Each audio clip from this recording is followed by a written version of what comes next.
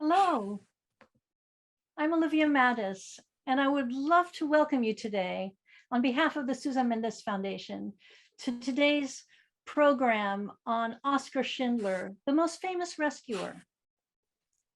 Now, at the Sousa Mendes Foundation, we honor a hero named Aristides de Sousa Mendes, who was the Portuguese consul general in Bordeaux, France during World War II. But for the past several decades, he's been referred to consistently as the Portuguese Schindler. Similarly, Sugihara is often referred to as the Japanese Schindler, and Feng Shanho as the Chinese Schindler, etc. Oskar Schindler has become the archetype of the Holocaust rescuer. And today we're here to talk about the true story. It's important to remember that each of these rescuers has an individual, unique story. What unites them, of course, is that each of them displayed moral courage when the moment necessitated it. So today we have the perfect speakers for you. And let me get to their bios.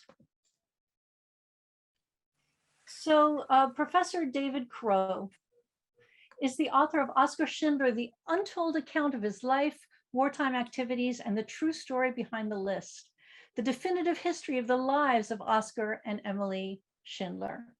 He's the co-founder of the Jewish Memorial Committee, which is creating 2 memorials in the Czech Republic honoring them. And now he's working on a biography of the very important figure, Raphael Lemkin, who coined the term genocide. And his biography of Lemkin, to be called Raphael Lemkin, The Life of a Visionary, will be published in 2023. We also have the daughter of the person who started the whole Schindler. The fact that you have heard of Schindler today is thanks to the father of our guest, Marie Knecht. Marie Knecht is the daughter of Leopold and Ludmilla Pfefferberg Page. Her father was the person who met Thomas Keneally, the Australian novelist, and told him, "I have a story for you." And it's because of that encounter that took place in a luggage and handbag shop in Los Angeles that we know who Schindler is today. So this is quite remarkable. And of course, we have our resident historian, Dr. Mordecai Paldiel, whom you saw in the film today as a much younger man when he was at Yad Vashem. Dr. Paldiel has himself a special connection to the Schindler story that you will learn about today. So Mordecai, Dr. Paldiel, the floor is yours. Thank you, Olivia, and hello, everyone. And today, the attention will be on Oskar Schindler and the 3 speakers, including myself, who will talk about him from their own perspective. So now let me begin. No one who met Oskar Schindler in his hometown of Zwickau in his early years would have imagined that this man, known as a bon vivant, who was mainly interested in how to make his life as pleasurable as possible, with little care for others, would then turn out as one of the greatest rescuers of Jews during the Holocaust. Now, he had joined the Nazi party and even worked as a spy for them in Czechoslovakia. When he arrived in Krakow, Poland, on the heels of the German occupation of that country, he was mainly interested in how to make money as fast as possible with the cheap and expendable Jewish slave labor that the Germans provided him. So at that time, he was mainly interested in wine, women, and songs. So the question is, what possibly could have happened that led to his transformation to such a great humanitarian? We shall try to figure this out today, but only partly, for this sudden transformation still remains somewhat of a mystery. We shall hear more of him this hour, but first I will go through quickly with the following slides to highlight the man's activity during the war years and the controversy about him the following years. So now here we see Oskar Schindler, the real Oskar Schindler, the way he looked, very handsome and very charming person. This is a picture of him approximately from the war years. Next slide. As I said, this is the picture of him in Krakow. When he arrived, a party man with German officials, the bon vivant. He loved parties, and he staged parties for the Germans, and that later on proved very useful to him when he needed the help of these German officials in order to protect his Jewish workers. Next slide. And quickly he managed to get a hold of a company that was on the verge of bankruptcy when the war began. And that was a company that was producing pots and pans. You see the pots and pans on the right from the enamel raw material. And here he is in the middle, the 4th years of this enamel company. You see the DEF, that stands for Deutsche Emailfabrik, a German enamel company. And what's interesting about this picture, the man, a German, is standing with his Jewish workers, and that got him in trouble with some of the Germans and the SS, that they insisted that a German who is in charge of Jewish workers should keep like at least a certain distance from them and not stay too close. So that shows you that Oskar Schindler was cut out to be different, and he had a human touch with him, although he came there in Poland to enrich himself. So that's something we have to remember. Next slide. And even in Krakow, he loved a good life. He loved the horses, he loved cars. Next slide. And the problem was his workers at the beginning were not totally his. They belonged to the SS, and he had to pay them a certain wage. And these workers every day had to go back at the end of the day to Plaszow camp. I'm talking from the period of 1943 onwards, when the Krakow ghetto was liquidated. And the Plaszow camp was one of the worst labor camps in Poland. It was not an extermination camp, but a labor camp. A lot of people died there because of the harsh conditions. This shows the women there pulling a trolley with stones. And next. And the commander was one of the most atrocious person. His name was Bankier, who you have several pictures here. On the left, you see him standing on the balcony of his home with a rifle. And it is said that before breakfast, he loved to stand on the balcony and shoot one of the workers, one of the Jewish workers down there on their way to a labor assignment. And on the right, you show him, these are the mock shots from the Polish police when he was put on trial and hanged at the end of the war. Later on, as the Russians approached and they had to evacuate, he was able to convince his fellow German buddies, if I may use the word, to move 1,000 of workers to Brunnlitz. That's the place in the Czech Republic, and in a dislocated building to set up, which used to be a textile building, to set up sort of a war plant producing ammunition, which in fact it didn't produce any ammunition. And at the bottom you see the list of the people. This is simply part of the first page of the over 1,000 people that he transferred to Brunnlitz. And you will hear more about this in this hour. Next. And in Brunnlitz, his wife, Emilie, that's his wife, apart from the war years, this picture with a very good-looking woman, she then stood out and helped the Jewish prisoners there, the laborers, with whatever they needed, whether it was food or medicine and other things. So she made a mark for herself during the Brunnlitz phase. The Brunnlitz phase was practically 8 months. It was from September 44 till May 45. Next.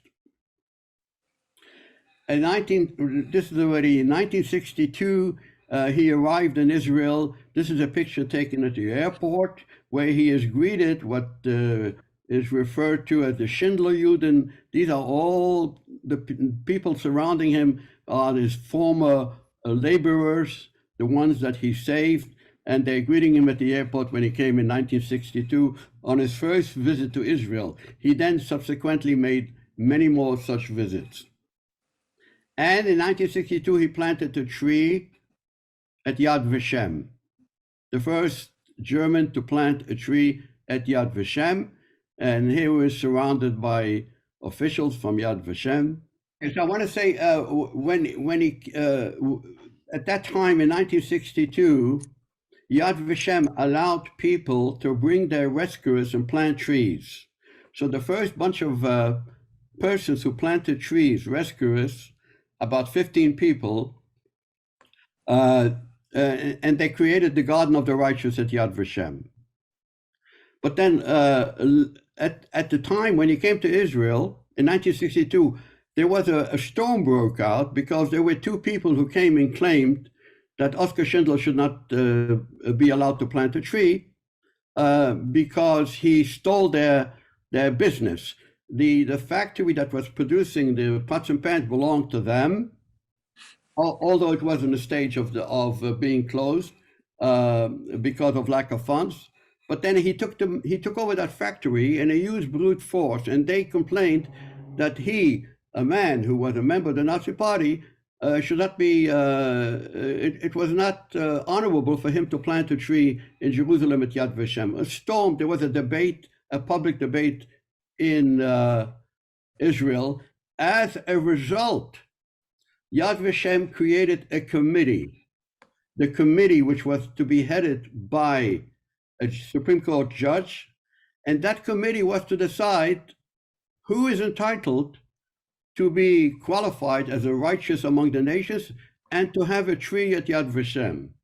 So that committee here, this is a picture of the committee, the first session, and the man in charge of this committee is the third person here on the left, looking at the camera.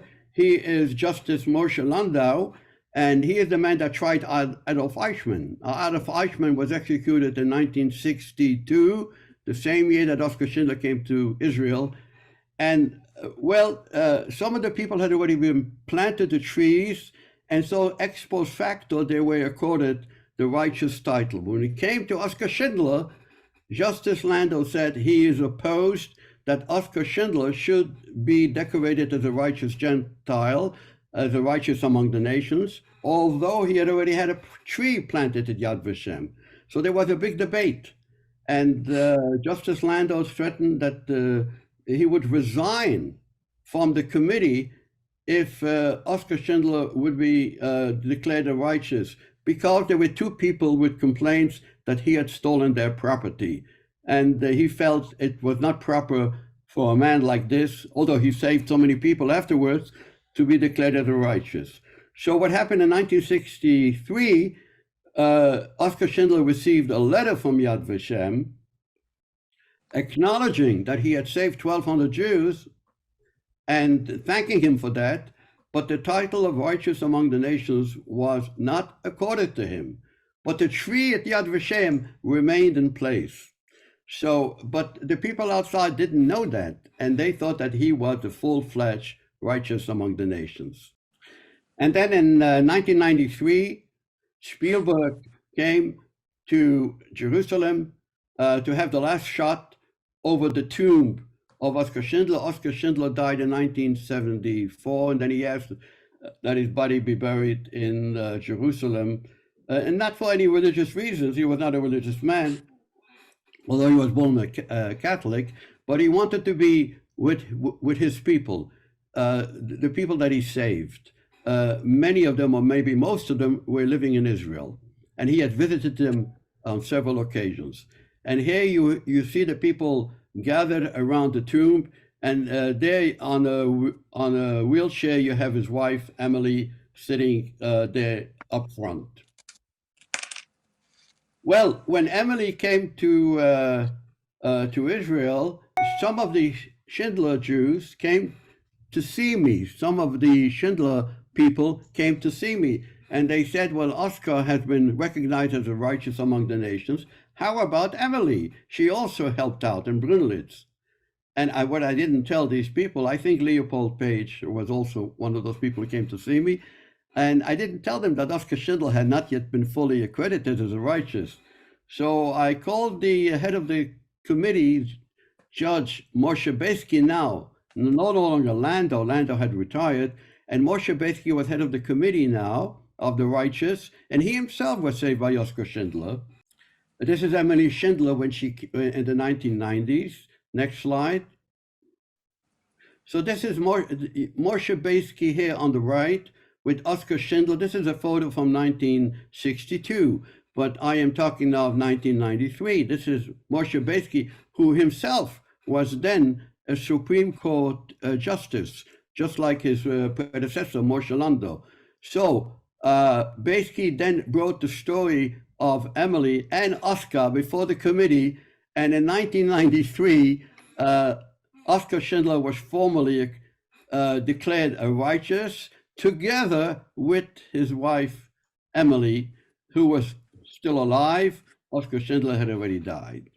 And then next. And so the name of the plaque next to the tree, which Oskar Schindler had planted in 1962 and only bore his name, now I had it changed to Oskar and Emilie Schindler.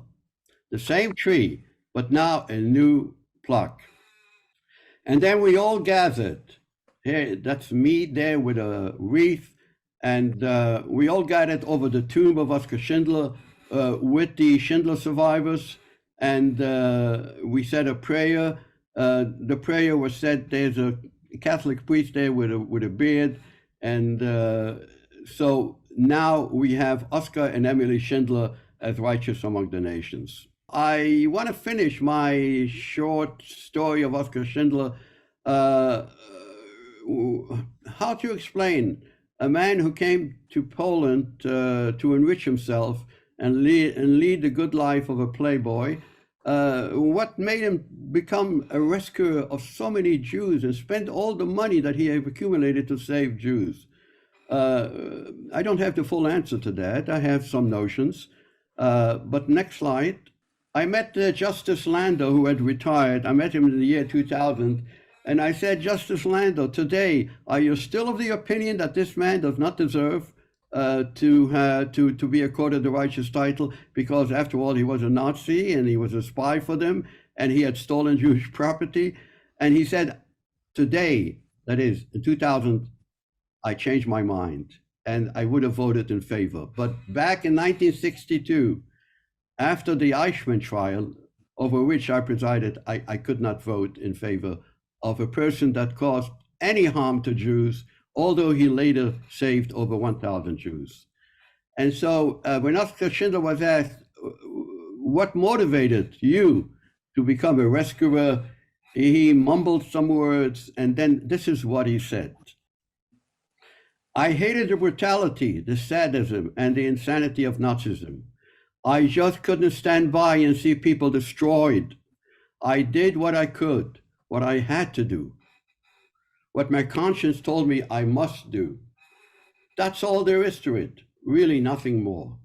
He simply felt these people that were working for him and making it possible for him to such a good time, they deserve to live, to stay alive and not be killed. And he was going to do everything to make that happen. So that's my sort of introduction to the story. And now I turn the floor over to the historian that wrote a definitive book on Oskar Schindler, David Crowe. David Crowe, take the mic, please. Okay, thank you very much. I spent 7.5 years researching and writing the Schindler book, and a great deal of my time was spent in Germany and the Czech Republic and Poland and Israel, United States, and of course Argentina, where I spent 2 weeks in Buenos Aires visiting with Emilie and her friends from B'nai B'rith that had been taking care of her since the early 1960s.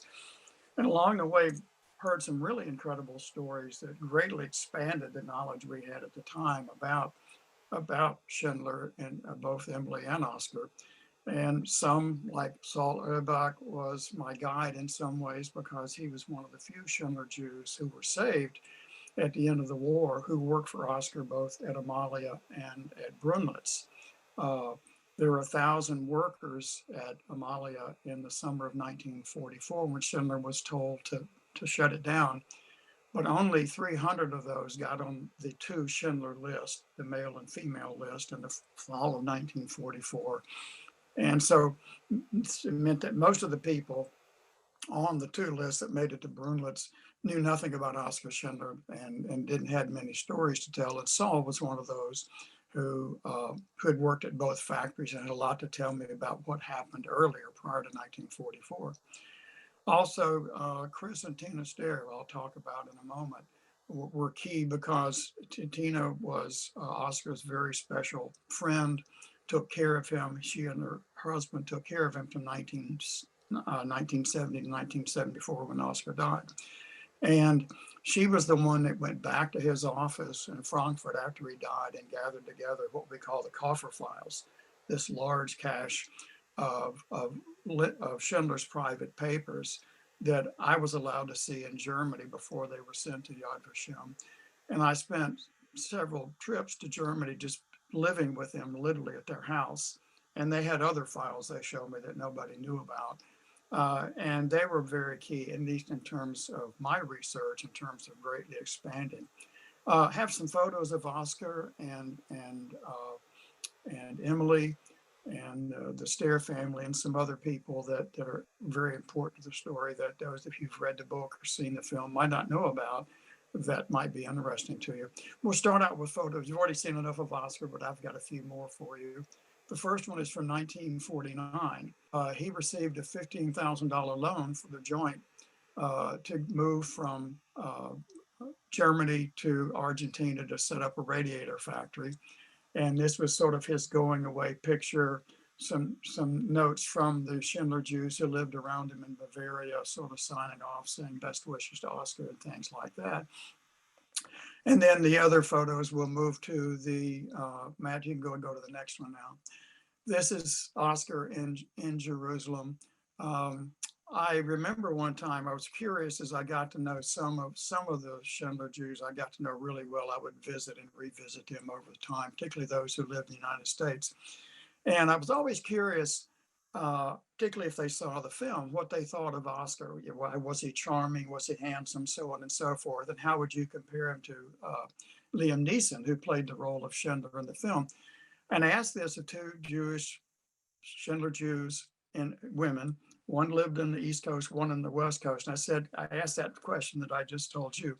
And each of them said to me, oh my goodness, Oskar. You know, they both thought that Oskar was just so incredibly charming because they had not only known him during the war, but of course they knew him afterwards as well.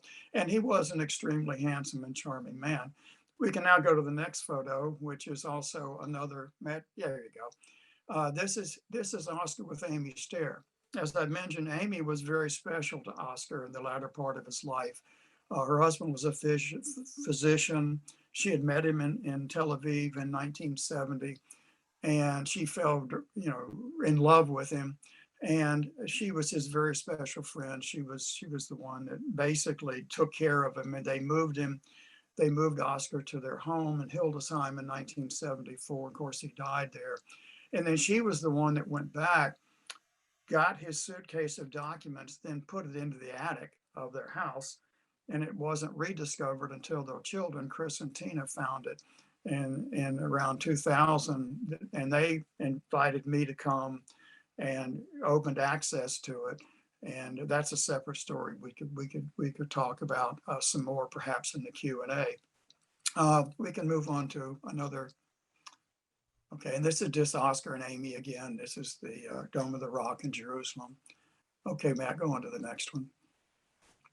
And this is Dr. Beisky. We've already talked about this. Is his wife on the right, and of course Amy Stair on the left. And this was a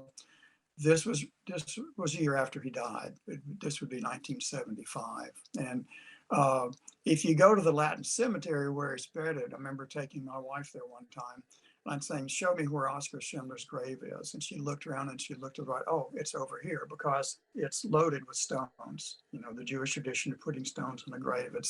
It's visited quite often, and he was buried in, which is mainly it's a Catholic cemetery for Palestinians and Arabs, Christian Arabs, and that's where he chose to be buried, as Mordecai has already pointed out.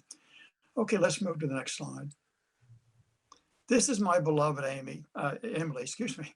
I visited her at Los Pinos rest home in Buenos Aires in 2001. I spent 2 weeks there. And Emily, excuse me, was always very special to me. And because one of the sub themes of my book was trying to tell her story because it wasn't told.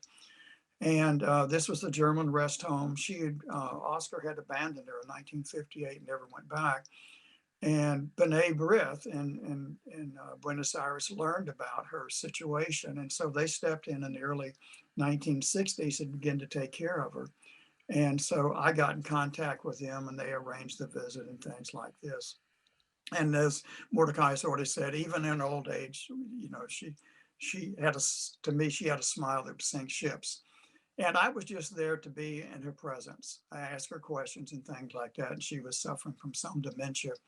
But I sort of sat just behind her and she turned around to me with that flower and just smiled at me. And she said she was so happy and so pleased and so honored that an American would come that far to sort of visit her. And I really like to think that it made her day. We brought her flowers and chocolates and the best apple strudel in the world, which is made by Czechs in Argentina. The next slide, please, Matt. This is the group of women from B'nai B'rith. I did my own photography for this particular situation. And the gentleman in the Schindler was a Schindler Jew, but he didn't know Emily until I arrived. He didn't know that Emily, or at least until the 1960s, excuse me. He didn't know until the early 1960s that she was living in Argentina, nor that Oscar was. It's a big country, and he was shocked by that. So we met and talked and got to be friends and everything. And this was just a delightful, friendly group of people. And I felt very good about her care. I talked to her doctor and things like that. And she got the best of care there. Next slide, please, Matt. This is her graveyard in after World War II, a Czech village in Bavaria. I was with her in the late spring, early summer of 2000. She was taken to Germany on a book tour later that year and died there, was left alone. And it just broke my heart because I had been working to help set up a trust fund for her. That's another complex story. And so I went back to Bavaria in the spring of 2001 just to visit her grave because she was a very special person to me, and I was always sorry about how she was treated. Okay, on to the next slide. This is Mietek Pemper. Mietek Pemper was the person in the film played by Ben Kingsley. Itzhak Stern didn't even work for Schindler. The real brains behind Mietek Pemper was Amon Getz, private secretary. And you did see him wandering around with him all the time and so forth.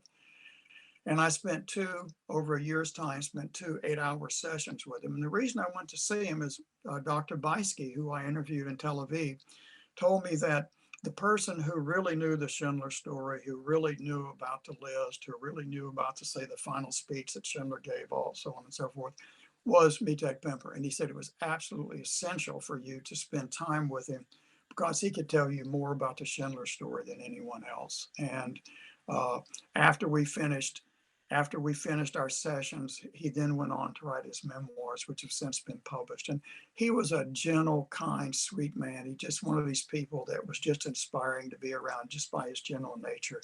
But he had a photographic memory, and he really was able to lay out details about the list and about the famous speech in the factory that Schindler gave and things like that. Okay, let's go on. Okay, the other secret person that nobody knows about is Abraham Bankier. And in Schindler's papers, he writes, and Abraham Bankier is the third from the right. He's the shorter person in the group there. He was a part owner of the factory that went bankrupt before the war. Schindler took it over from Polish bankruptcy court, and he inherited the entire Jewish staff. And Bankier, Schindler didn't know anything about business. He was, like I said in the film, he was good at panache. He wasn't a terribly good businessman. He made Bankier his secret director. So if you went to visit Schindler at Amalia, you would come into Schindler's Nazi office, and then you would be sent over to Bankier's office, and Bankier handled all the details of running the factory, the business side, the two sets of books, the legal books and the illegal books, because as you know, the Nazis destroyed the general government where Krakow was located, and it was just an underground economy. It's widespread corruption. And I remember reading a letter from the Schindler documents. He said after the war, he said, I could leave the factory for 2 weeks, and Abraham Bankier, I trusted him to run the factory for me.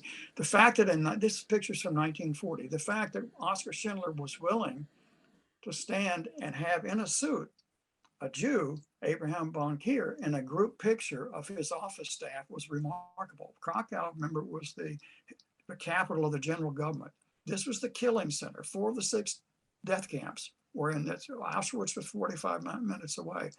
So this very early on is a story, a symbol of Schindler's willingness to sort of confound the SS and the Nazis in terms of using Jews. Let's move on to the next photograph, please. And this is Brunnlitz, and I hope we have time in Q&A because I'm working with some Czech Jewish community leaders on building a memorial in the Czech Republic to Oskar and Emilie. There's 2 things going on. One is the factory's still there, by the way, and it's now under state control. All the buildings are still there. They're being renovated and so forth. But there's also another site nearby called Bella Cemetery. And in the spring of in early 1945, 2 transports showed up at Brunnlitz.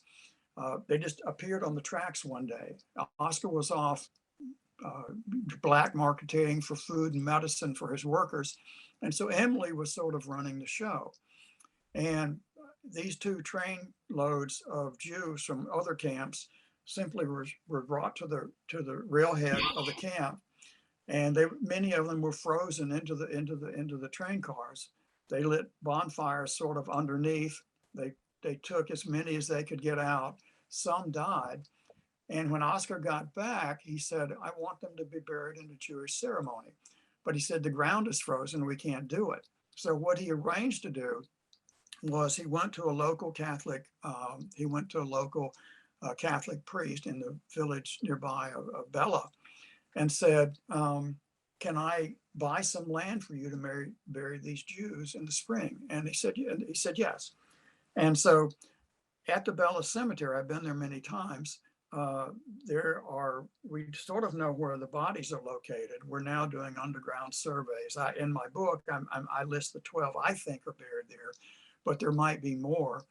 And so what we're doing is we want to, and I'm working with the Jewish community in the Czech Republic with the Svitavi Museum, that's his hometown, which has had a Schindler exhibit for decades. And we're involving the Czech government, the Department of Education, so forth. And so what we hope to do is to build a statue, not a statue, but a piece of statuary, sculpture, that will have the names of each of the victims. We're building a special entrance for the Orthodox to come into the cemetery because there are no monuments to the Schindlers. I've been to Krakow many, many times, and there was a Schindler factory there. Now all that's left is the facade. When I started going there, there was still the original smokestack and things like that. And what the Poles have done is have turned the Amalia factory into a museum to the Jewish resistance. They have a phony Schindler's office set up there, but the museum itself is to the Polish Christian underground movement.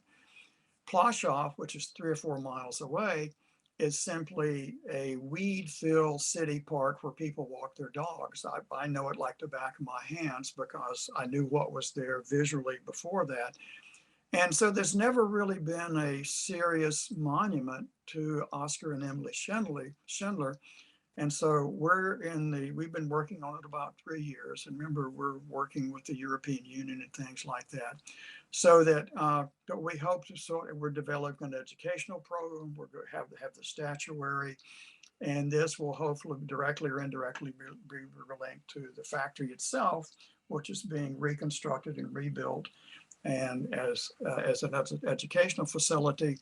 And so there will be in time monuments to honor Oskar and Schindler. And we're also working with the Czech Educational Department to actually include them in textbooks in the Czech Republic about the role of Oskar and Emilie in terms of the Shoah. I would like now to turn to Marie Knecht, who is the child of 2 of the most wonderful people I've ever known, her parents, Paul and Ludmila. Good afternoon, everybody. My name is Marie Knecht, and I'm the daughter of Leopold and Ludmila Page. I'm a professional.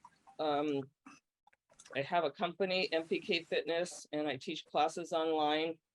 I'm also a musician with the Los Angeles Symphonic Winds playing percussion, and my husband Jeff plays the clarinet. I want to start in the beginning where Thomas Keneally met my father at our Beverly Hills handbag studio in Beverly Hills. And here's a picture of the front of the studio. And soon you'll see a picture of my father standing behind the register. So Thomas Keneally came into the store and had a broken briefcase, and he needed to be repaired. So my father looked at the case and he said, "No, you have to buy a new one." And after he purchased the new one, when waiting for the credit card to approve, my father asked him, where do you live and what do you do? And so he said, "I'm from Australia and I'm a writer." And my father said, "I have a story to tell you," and took him to the back room and showed him some documents about Oskar Schindler.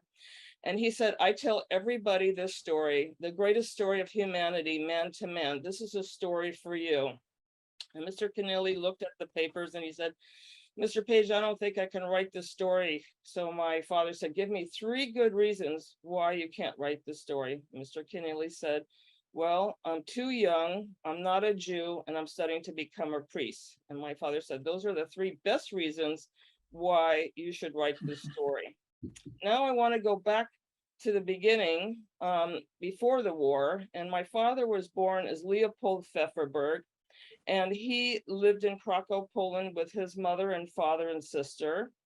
He also graduated the high school in Krakow and received his master's degree in physical education and taught at 2 high schools in Krakow. He also went to the Polish army and graduated in the highest rank in his class, and here he is in his army uniform at graduation. And now my mother, she went to high school in Łódź, Poland, and was later deported to Krakow with her mother, where she met my father, Leopold Pfefferberg, through a friend, and they were married in July 1940. So there should be a picture. There they are. I miss you guys. So meeting Oskar Schindler, Mr. Schindler came over to my father's mother's apartment looking for her help to do interior decorating. He had just purchased an apartment in Krakow and needed her expertise. He also saw that my father was wearing these silk shirts, and he wanted to purchase some of those. And my father said, "I can buy whatever you want on the black market." And that's how their friendship started.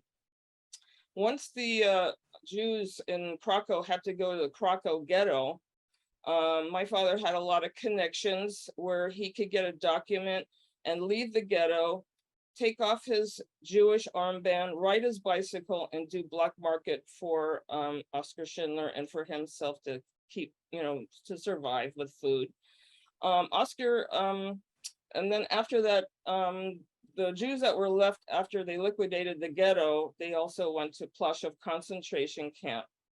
And they didn't need a physical education teacher in Plaszow. So, okay, so this is a diagram that my father drew. I found that in his paper. So that's Plaszow concentration camp. And they didn't want any teachers. So my father became a welder. And my mom worked in the Modrich factory sewing uniforms for the German workers there. Oscar Schindler had an enamel factory outside of Plaszow where he would have the prisoners work at his factory making pots and pans. Once, then my mother heard from a worker in Modrich that he heard that Oscar Schindler was going to move his factory to Brunnlitz, Czechoslovakia, and take his workers with him. He heard that Plaszow was going to be liquidated. So there were 2 trains to Brunnlitz. The first train was the men, and they got sidetracked to Grossrosen, which is a concentration camp. And the women got sidetracked to Auschwitz, and they spent 3 horrible weeks there. And then Mr. Schindler was able to get all of them out. And once in the Brunnlitz camp, the prisoners or the Jews that his workers were given shelter and food. And he said to them, don't worry about anything. This is what Mr. Schindler said. Don't worry about anything. You are with me and you'll be okay.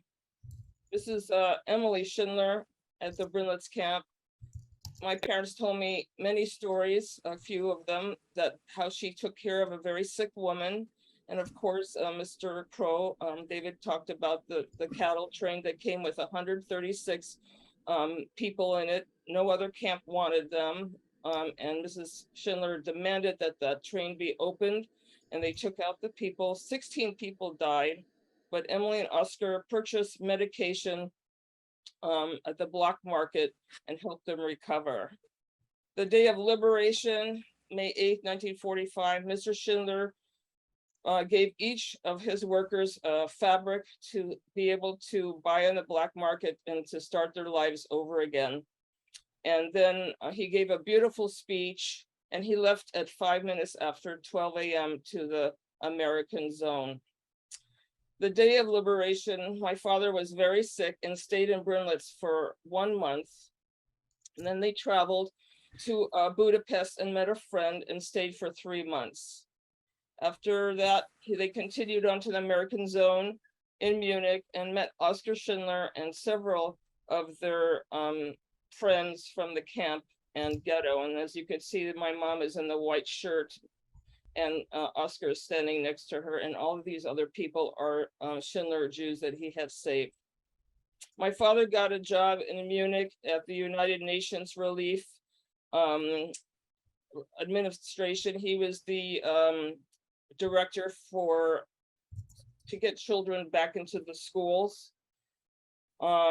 Once my parents got papers to go to the United States, they went to New York, and here they are.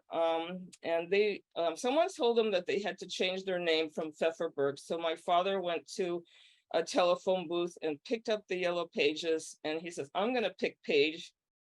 And then he met his friend from Budapest, and his name was Arthur Rand, and they opened a handbag and luggage store, a repair store called Rand and Page.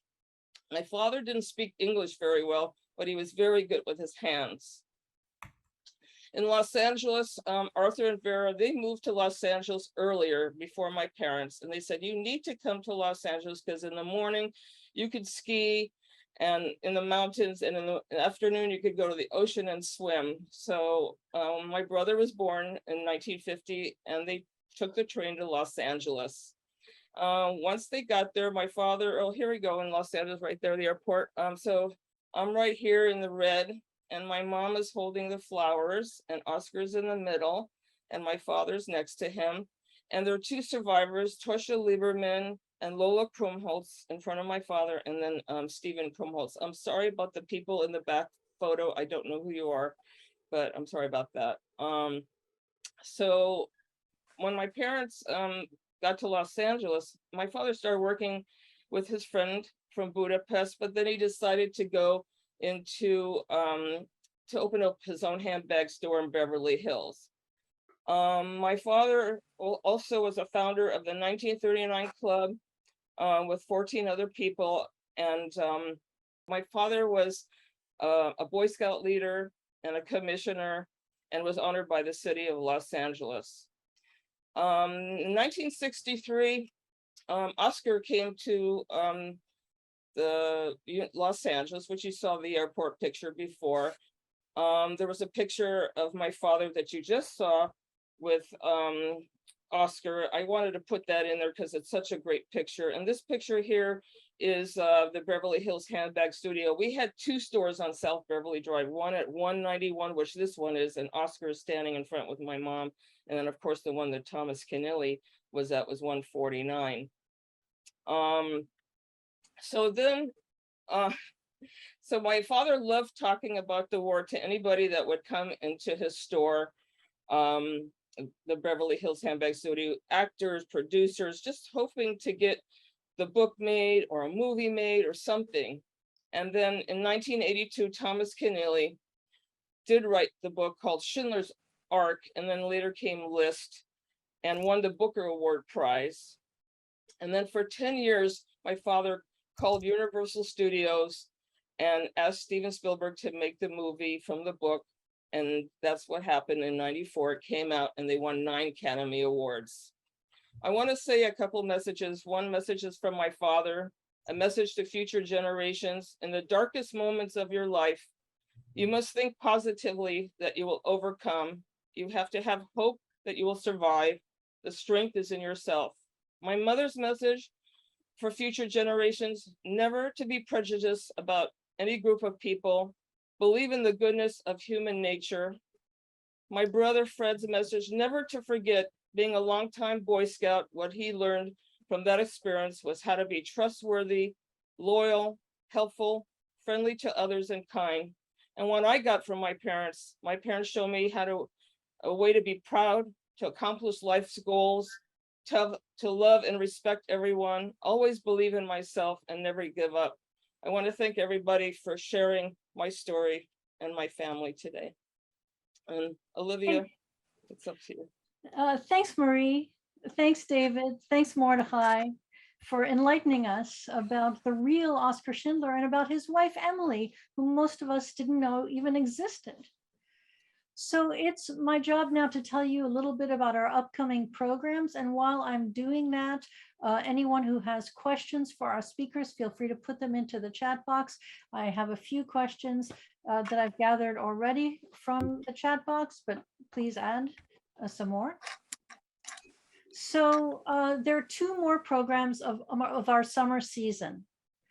Next week, August 21st, and then August 28th. Then we'll take a break for Labor Day and we'll start up again with our fall season. So let me tell you about the 2 coming weeks.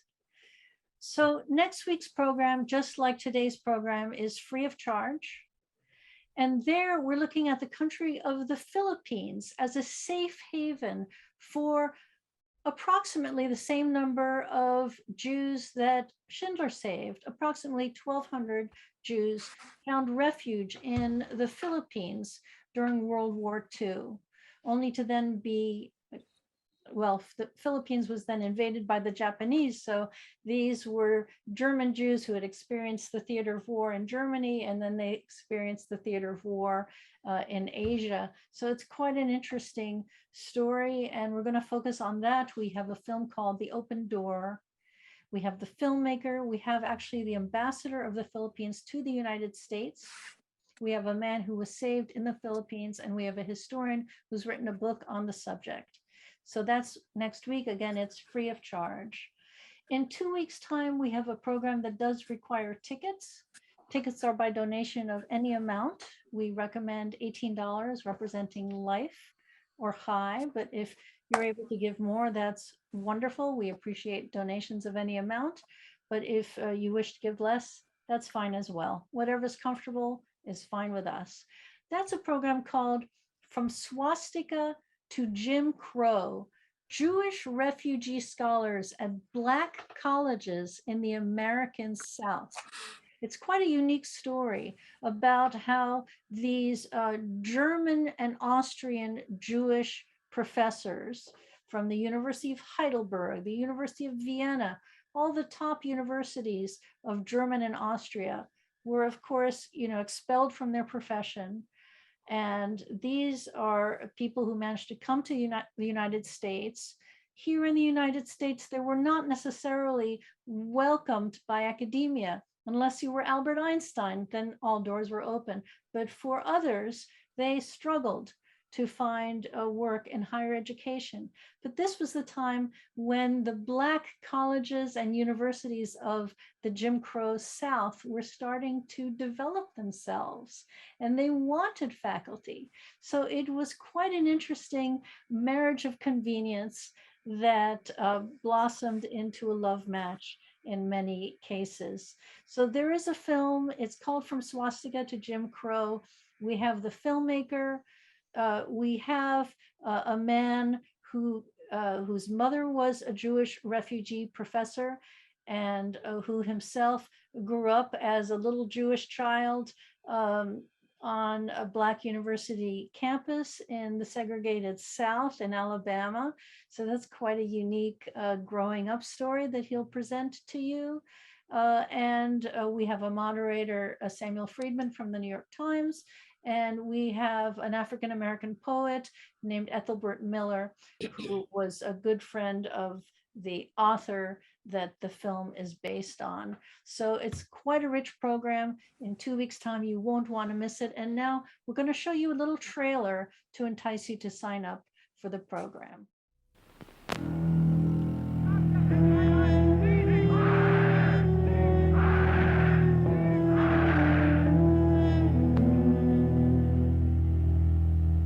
There was every day a blow, every day something new, every day a new decree, a new law, which of course in many cases was directed against Jews. At the age of 15 or so, I had to drop out because of the kind of harassment that was faced there also. So by that time, I was a very convinced and opinionated rebel who was going to fight for justice.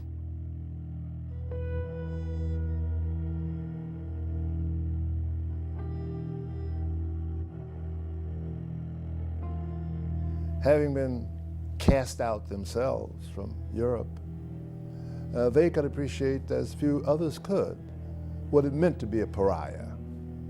And therefore, they took it upon themselves to participate in this enterprise of teaching in segregated institutions of higher learning. Mississippi was so segregated, it's really hard to imagine. And in fact, Tougaloo College was called by white folks Cancer College because they saw it as a cancer on the Southern body politic, and I guess in a sense it was trying to destroy segregation as a system. The sheriff that was all powerful in these small Southern communities knew everyone. They kept tabs on any outsider. If you had relatives visiting you with an out-of-state license plate, I mean, they were likely to come around and ask, you or your neighbors, who's there? Who is this visiting out of town? It couldn't have been a lot worse under a kind of fascist regime. I could assume that black people, black students had much more interest in and also much more understanding of movements like fascism and Nazism or racism, etc., and that it was therefore relatively easy to teach them something which may not have been as easy as that at a white college. This notion of man's inhumanity to man was not foreign to African American citizens.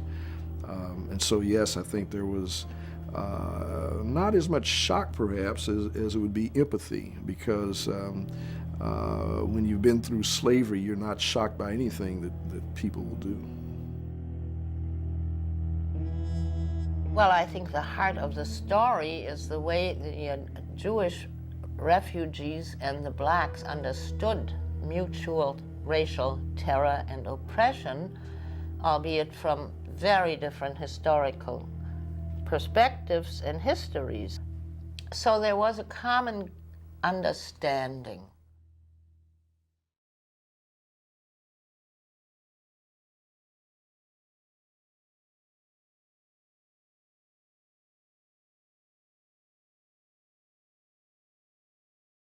So you will receive an email after today's program with information on how to sign up for our 2 remaining summer programs. And you can also take a sneak peek at the marvelous programs we have coming your way in the fall. And I'm really looking forward to all of these topics that we're going to be presenting to you. We will be running over today, so I hope you will give us a few more minutes of your time. We're going to have Q&A and then final thoughts from our speakers. So please give us an extra 15 minutes of your time. That would be terrific. So let's start with a question. I'm not sure who it's for, but the question is, if Schindler's Jewish employees had been sent away, wouldn't he have lost his business and his money? Was money perhaps an incentive for him to keep them alive? The factory operations, by the point you get to the summer of 1944, had changed fairly dramatically. And he had enough personnel that did make it to Brunnlitz that running the factory, but the factory wasn't really running. Basically, he was buying shells from some other arms producers to make sure that they didn't have to make weapons. And so there was basically the principal responsibility at Brunnlitz was finding food and medicine for the workers. And that's where Schindler spent the rest of the vast amount of money he made during the war. So once you got to Brunnlitz, then that wasn't going to be an issue. Now at Amalia, in 1943, he gets permission from Goethe to build a subcamp where he could house his workers behind the Amalia factory instead of having to walk them after 12-hour work shifts every day back to Plaszow. And in that way, he was able to protect them until the summer of 1944 when he moved the whole operations. So yes, theoretically, if that had happened, he would have been in deep trouble because of somehow, but he was able to protect all of his Jewish workers mainly through bribery. He was a very prominent person and he was very close to the SS. So the chance of them actually storming in and arresting his Jewish workers, factory owners, because the SS wasn't on the take, you know, they were as crooked as anybody else. So probably the chance of that, you're right, if theoretically the SS had raided, the Gestapo had raided the factory and taken his Jewish administrative staff off, that would have caused a lot of problems for Schindler. I would like to add something. Schindler, when he was honored at a gala in Tel Aviv in 1962, he said, "I want to make it clear, I didn't come to Poland to save Jews. I came to Poland to make money and to have a good life. But then, when I saw what was happening to Jews, then I decided if I was the only person that stood between these Jews being sent to Auschwitz and being killed, after the Germans no longer needed my pots and pans, I had to save them. They had a right to live." And so there was a transformation that took place. The other thing I want to point out is that he had backdrop assistance. The fact that he had worked before the war for the German espionage system, so he had people in high quarters of Berlin that he knew he could count on them, that they would help him out, especially when he was playing the role that these Jewish workers were working for the war economy, for the German war economy. The pots and pans that they were producing were on orders of the German military to feed their soldiers. So he was playing a risky game, but there was a transformation in him. The transformation took place when he arrived in Poland and when he had already this factory and he saw the way the Jews were being treated and he saw what would happen to them when they no longer needed his factory. And then he decided, I'm going to do everything that I can to save them. So there is a mystery here, but there is a transformation of Oskar Schindler.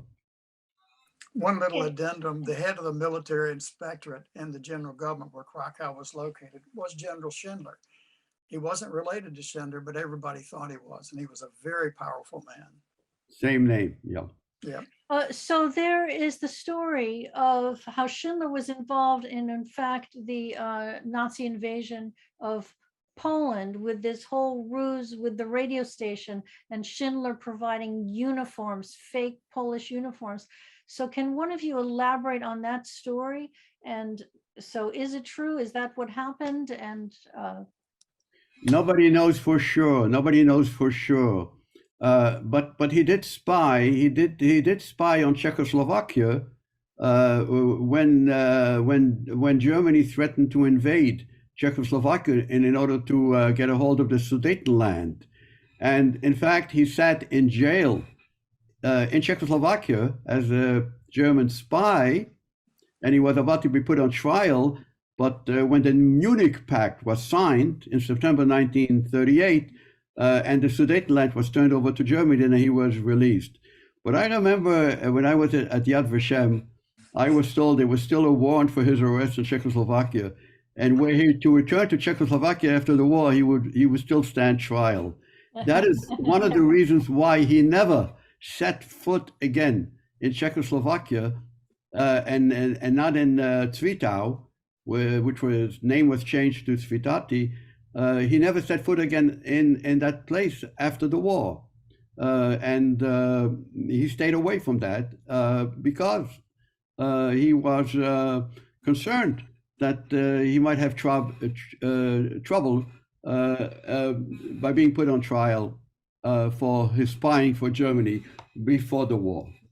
He specifically spied for Abwehr, was German military counterintelligence, which was one of the few military operations where you had a lot of anti-Nazis operating. He did command a unit in the invasion of Poland, but not involved with the radio station, but it was a bridge that he commanded, a small unit that helped the Germans take a small bridge on the Czech-German border. I also would like to add that although he joined the Nazi Party, a lot of people, millions of people joined the Nazi Party simply they wanted to get ahead, get better jobs. Just a lot of people in Russia joined the Communist Party, not necessarily being communists. But he was never a Nazi, philosophically speaking. He never believed in the Nazi philosophy. He was never an anti-Semite, certainly. But he felt that it was worthwhile to be a member of the Nazi Party in order to have a better life. Okay, he was only interested in himself and having more pleasure out of life. That was until later on in Poland. But nobody can accuse him of being in any way or sense ideologically close to the Nazi ideology and anti-Semitism or racism and things like that. He was far from that. So for those visiting Jerusalem, can you explain where Oskar Schindler is buried? Where he's buried? Yes. Where Oskar Schindler is buried? Yes. Well, he's buried, as Crowe had pointed out, there is a cemetery on Mount Zion, which is called the Latin Cemetery. It's a Catholic cemetery, Latin cemetery. And he didn't ask to be buried in a Latin cemetery.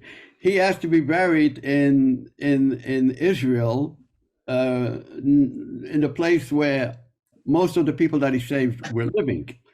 And when he died, this is a story that I was told, when the news came that he had died in Germany, then Moshe Beisky and the others decided that since he wanted to be buried in Israel, and being that he was a born Catholic, and he died as a Catholic, the only fitting place was in a Catholic cemetery. And therefore, they went to the Catholic Patriarchate in Jerusalem, and they asked whether they would allow Oskar Schindler to be buried in their cemetery. And they responded positively.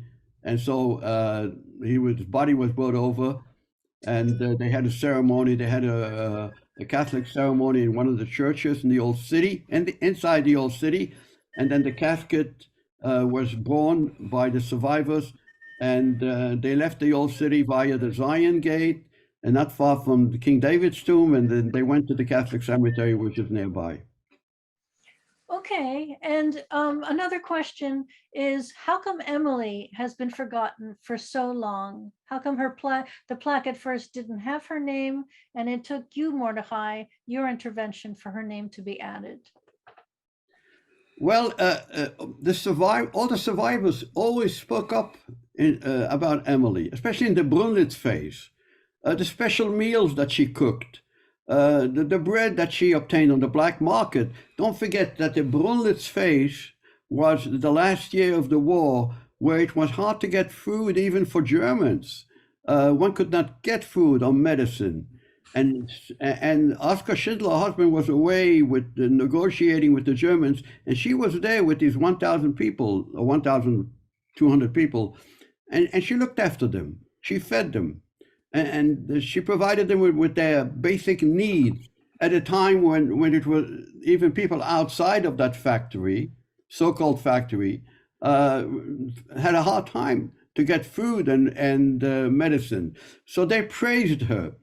But what happened is, well, Schindler's marriage, Emilie was forgotten, really, because she was away in Argentina, and Oskar was in Germany, and the Schindler Jews, the Schindler Juden, were sending money to Oskar and asking him to send some of that money back to his wife that he had left in Buenos Aires, which he didn't do. He was spending all of his money in Frankfurt.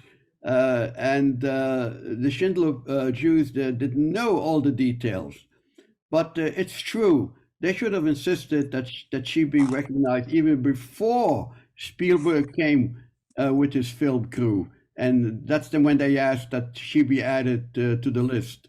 It was an oversight, and it's not justified. She deserved from the beginning to have her name on the tree next to him. It was an oversight. And Marie, your parents were heroes too. And many people are saying that because what they did was they rescued memory.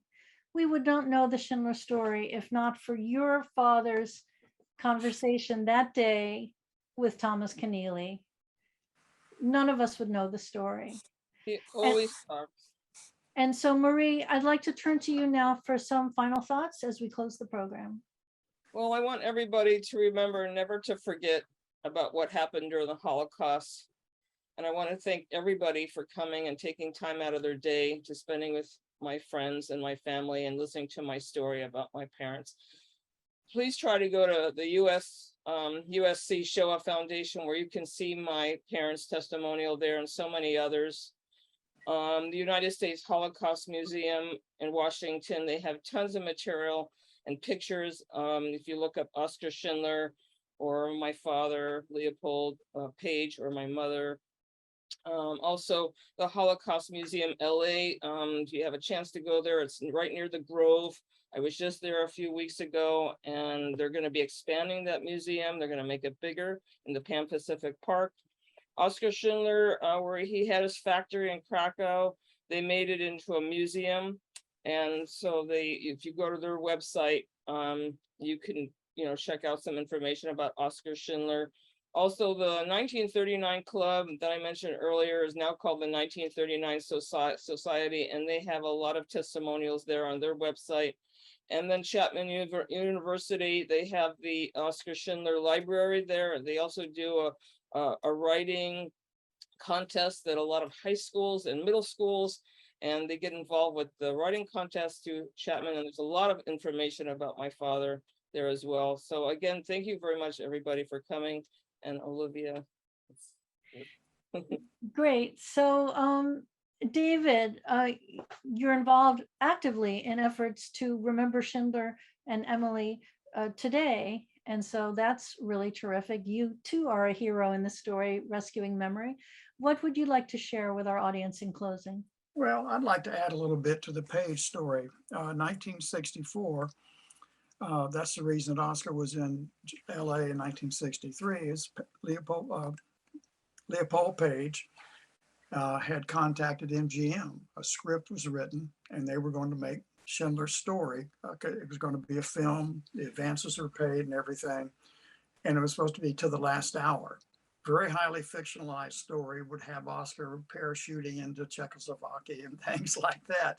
And MGM shut down the film idea because this is right after the Eichmann trial, because they said, well, nobody wants to see stories about Jews during the Holocaust. That's how, that's where the Holocaust situation. But I wanted to add that to Marie's story because, again, Paul and Ludmilla, I think are really, really central figures in this whole story. And I would love to see someone write a book or something about that that would be published, because it's really in terms of, if you look at the fact that, as Dr. Paldiel has said, the Schindler story is really unique because here he is over a 4-year period in the midst of the jaws of the killing center. Auschwitz, Krakow was the capital of the general government, which was the essential Nazi death camp.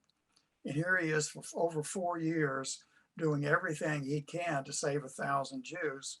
And it's not to take away from anybody else, but it's one thing to issue a visa. It's another thing to sort of be living next to that death while all around it. And I think that the more we can do to tell this story, to tell the story of the Pages, who were essential to, as you said earlier, they're the real heroes to me of this whole story, because without them and their determination and their vision, we would not have known about Oskar Schindler. So Mordecai, you're involved in so many of these stories personally. What would you like to say to our audience in closing?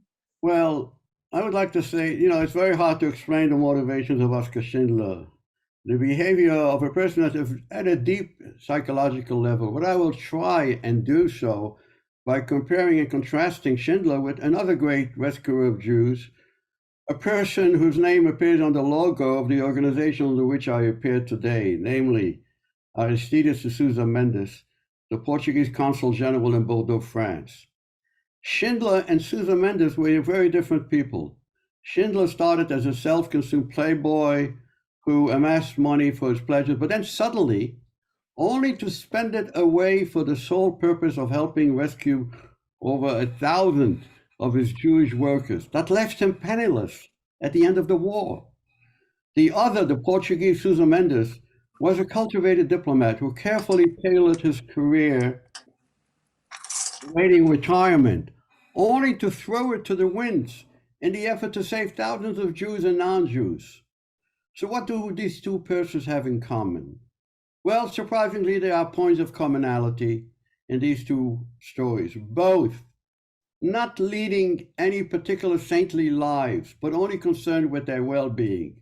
One a self-seeking pleasure seeker, the other a married man with 13 children and a mistress on the side.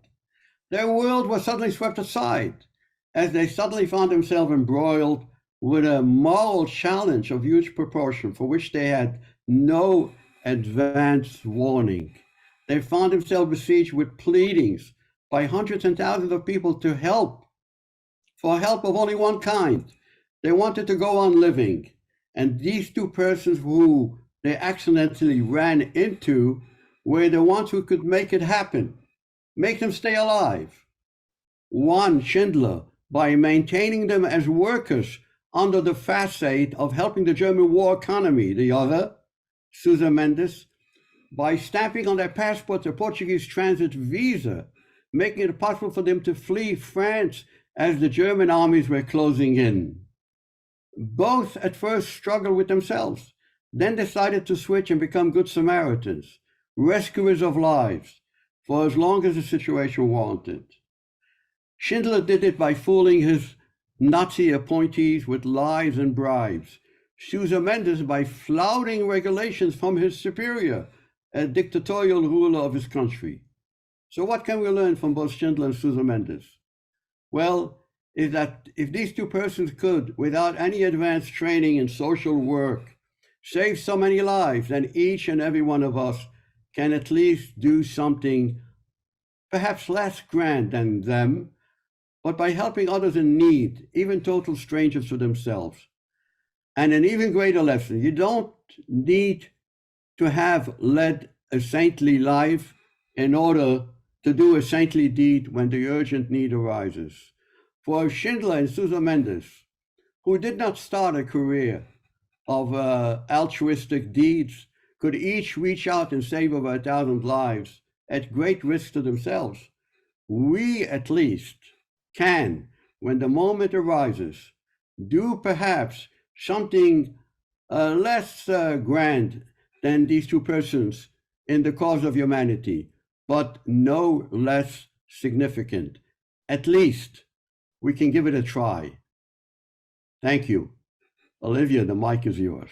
Thanks. Thanks so much, Mordecai. Thanks to all our speakers and our audience members, our wonderful, big, beautiful audience today. Please remember that we're a nonprofit organization, and if you like what we do, please support us. You will see a donate button on that message that you get after the program today. Whatever is comfortable for you is money well spent. It allows us to present programs like this and do all of our other activities of interviewing survivors and all the other things we have going. So thank you all and see you next week. Bye-bye, everybody. Have a wonderful rest of your day, everybody. Take care. Bye.